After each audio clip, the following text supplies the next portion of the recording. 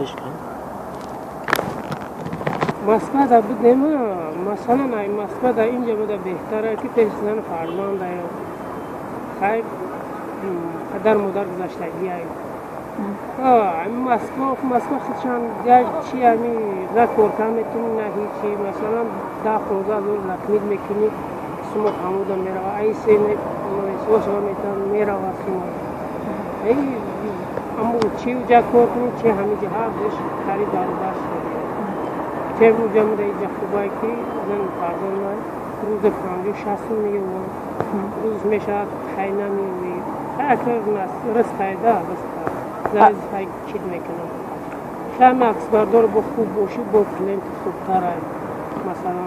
اپریت میکنی وینت کم میکنی مثلا بودا معلومو در صورت میگیری که در چیو میزنه لکتو برای چی خچون